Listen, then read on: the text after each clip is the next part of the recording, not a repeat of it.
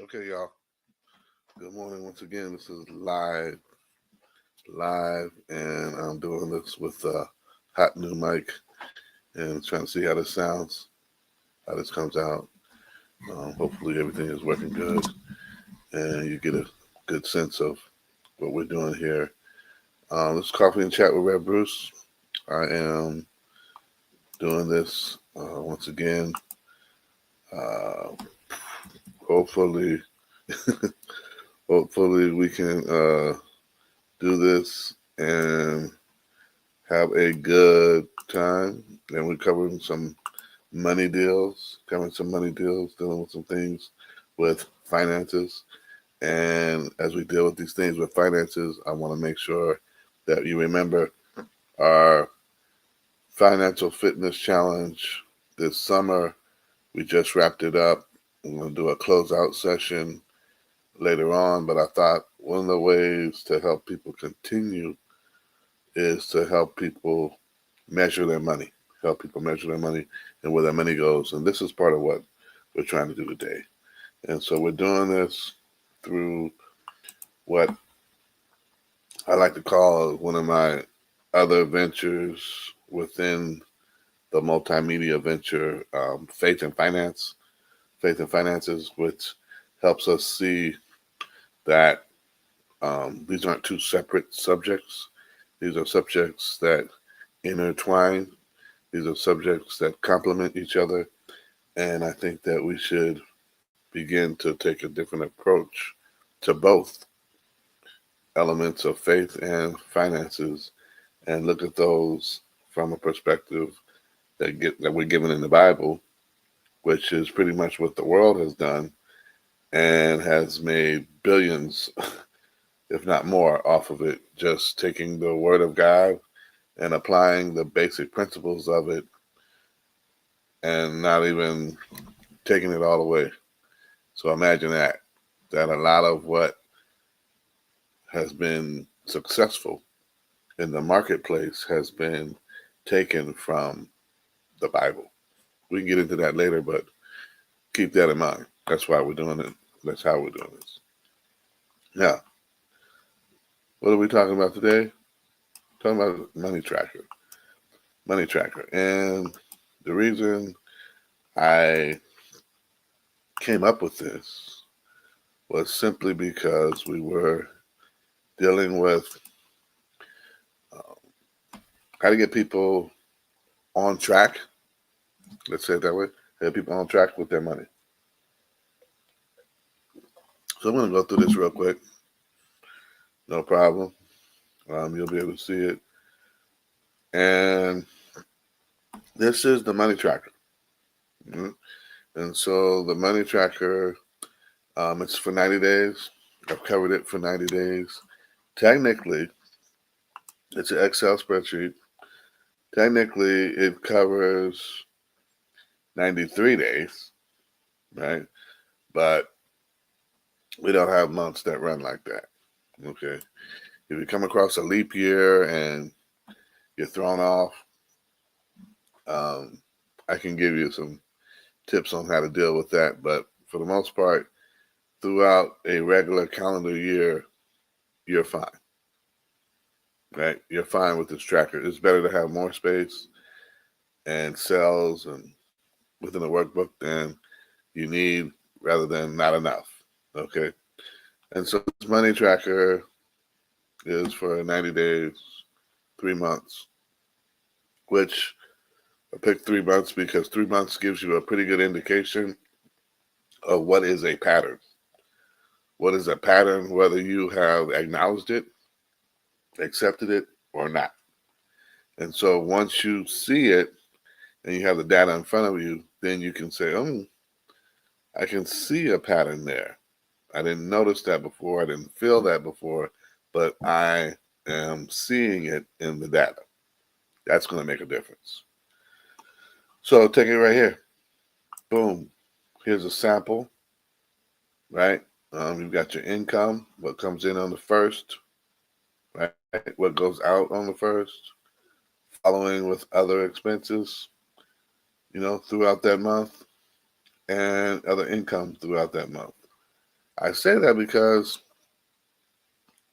we used to think a lot about paycheck to paycheck, but here I am, you know, I work multiple gigs, right? And my two W-2 gigs, I get primarily on the first. Okay, so why do I need to track income beyond that? Well, I do a project for someone, they pay me via PayPal or another service. I've collected income during that period. I need to track it. I receive a refund check. I receive a Rakuten check. I receive something from another provider. I need to track that income because that income then comes into different places. I need to track the income that I receive from Uber Eats, right? That's something else that I add in there. And so as I began to do this for myself, I could see, well, yeah, if you're only doing salary W-2 work, this may not stand out for you. But if you're getting periodic hits here, you can see where, okay, throughout the month, this adds up, and these bottom line numbers don't always end up being the same for income. You get it? And so this is just a sample of the 90-day tracker. And like I said, 90 days gives you an example of patterns. Hey, what happens on the 5th that you're like, whoa, am I really doing okay? If I only look at the 5th, but when I look throughout the month, I can see, okay, as I'm gaining additional funds, I'm making some ground, and some things are happening in my budget, in my financial world. And so from there, I'm able to say, this is what I'm doing, this is how I'm doing it, and I'm good with it. And so that's one of the things that I would say as a,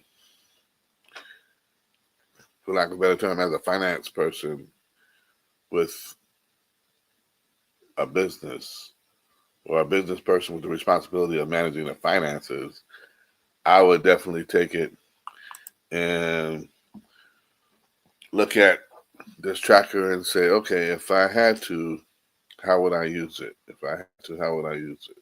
And for y'all that are in here and you're not on YouTube, right? You're not on YouTube, you're on Twitch. Love y'all. God bless. Right? I want to let you know I've got something here. Let's put it here. It's in the chat. This is how you get the tracker. If you're on YouTube, right? If you're on YouTube, you can go to the description, but on Twitch, I put in the comments. That's how you get the tracker. Okay? And it's a real simple thing. I didn't listen. I could have put it on some other website and charged some ridiculous amount for it. But it's for the amount of work, no. And for what it could mean to somebody getting started, it's not worth it to charge someone when they could benefit from it and get started doing something that can propel them or even springboard them into another place with their money, right? The whole goal of the fitness challenge was to get us into another place with our money, right? And if we could get into another place with our money, we could see some things, right? And if we could see some things and see some things differently, that would help us um, move forward.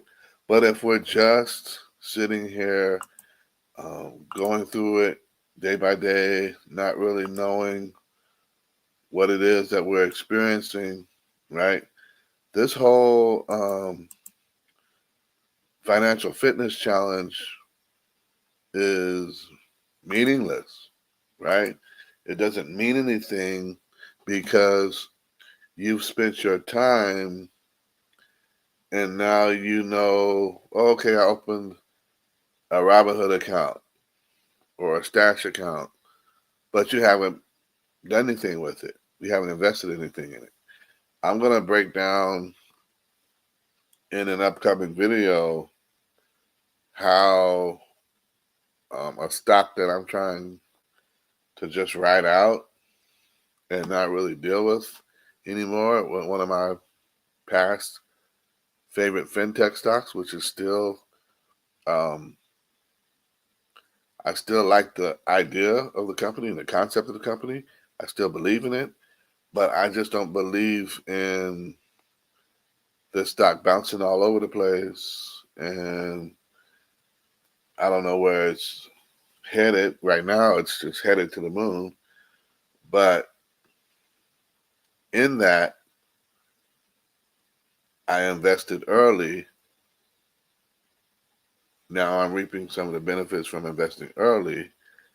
And so just imagine if you multiplied that out, right?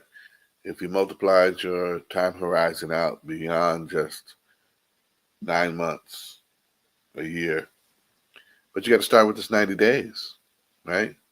You don't get 9 months without 90 days. Those 90 days give you an idea of where you are. Have you, tracked your spending? If you haven't, this is for you, right? I'm saying that because this matters, right? Um, have you built a budget? If you haven't tracked your spending, how are you going to build a budget? Have you started fixing your credit? Have you started saving 5% or more of your monthly income? Have you decided on a side hustle? What are you doing? What have you learned about the stock market? And if you haven't done any of these things in the past 90 days, let's start checklisting this. Let's start doing this via a checklist and say, okay, here, I'm going to start by downloading this 90-day tracker, right? And once I download this 90-day tracker, then I'm going to get my stuff together, look at it, start figuring out what I need to do for my budget.